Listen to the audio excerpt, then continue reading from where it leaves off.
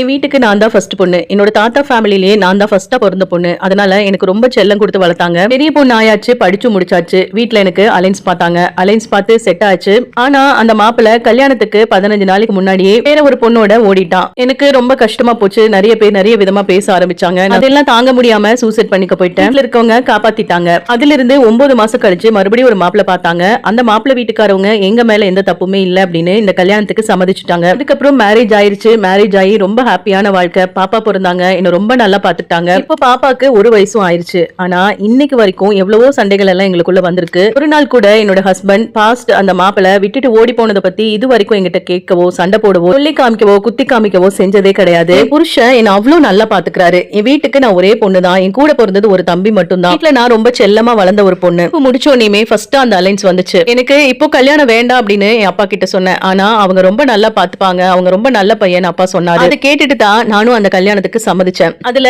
Engagement எல்லாமே முடிஞ்சிச்சு. அதுக்கப்புறமும் ஏனோ தெரியல அந்த பையன் கிட்ட எனக்கு பேசவே தோணவே இல்ல. நாங்க 2 பேரும் பேசிக்கிட்டதே இல்ல. கல்யாண ஏற்பாடெல்லாம் ஒரு பக்கம் நடந்துட்டு இருக்கிற அந்த சூழ்நிலையில தான் அந்த பையன் ஓடி போயிட்டான். அதுக்கப்புறம் வீட்டுல எல்லாருக்குமே ஒரே ஃபீலிங் தான். ரொம்ப அப்செட் ஆயிட்டாங்க. நானும் அதுல இருந்தெல்லாம் வெளியில வர முடியாம சூசைட் பண்ணிக்க ட்ரை பண்ணேன். அதுக்கப்புறம் கொஞ்ச நாள்லயே பார்த்த ஒரு அலைன்ஸ் தான் என்னோட ஹஸ்பண்ட். அப்பவும் கல்யாணம் வேண்டான்னு தான் சொன்னேன். ஆனா கேட்கல. பிடிக்காம வேண்டா வெறுப்போட நான் போய் நின்ன பொண்ணு பார்க்க வரும்போது அவரோட ஃபேஸ கூட நான் அன்னைக்கு பார்க்கல. அதுக்கப்புறம் மேரேஜ் ஃபிக்ஸ் ஆயிருச்சு. மேரேஜ் ஃபிக்ஸ் ஆனதுக்கு அப்புறம் என்கிட்ட போன் பண்ணி பேசினாங்க. நானும் பேசினேன். என்னோட ஹஸ்பண்டே அந்த டைம்ல என்ன காலேஜும் சேர்த்து விட்டாங்க. எம்எஸ்சி படிக்க ஸ்டார்ட் பண்ணேன். மேரேஜ் ஃபிக்ஸ் ஆனதுக்கு அப்புறம் அவுட்டிங் போலாமா அப்படின்னு ரொம்ப ரெக்வஸ்ட் பண்ணி கேட்டாரு. நானும் பயந்துட்டே போனேன். ஆனா அவர் என்கிட்ட அப்போ நடந்துட்ட விதம் எனக்கு ரொம்ப பிடிச்சது. ரொம்ப சாஃப்டா என்கிட்ட நடந்துக்கிட்டாரு. ஃபுட் எல்லாம் வாங்கி கொடுத்து அங்க போலாம் இங்க போலாம் இந்த பிளேஸ் நல்லா இருக்கும் அப்படின்னு என்ன அன்னைக்கு ரொம்ப நல்லா பாத்துக்கிட்டாரு.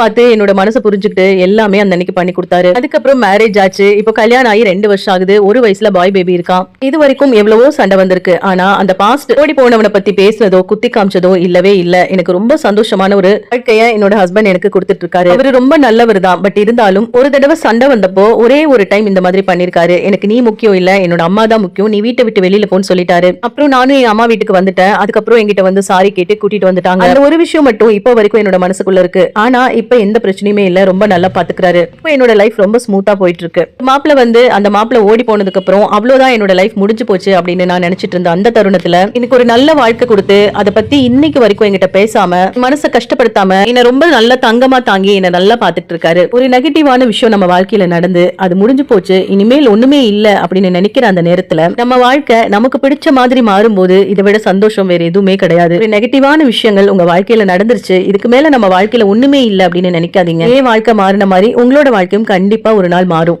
இது இன்ஸ்டாகிராம்ல ஒரு சிஸ்டர் ஷேர் பண்ண சொன்ன ஸ்டோரி. அவங்களுக்கு என்ன சொல்ல விரும்புறீங்களோ அது கமெண்ட்ஸா கன்வே பண்ணலாம்.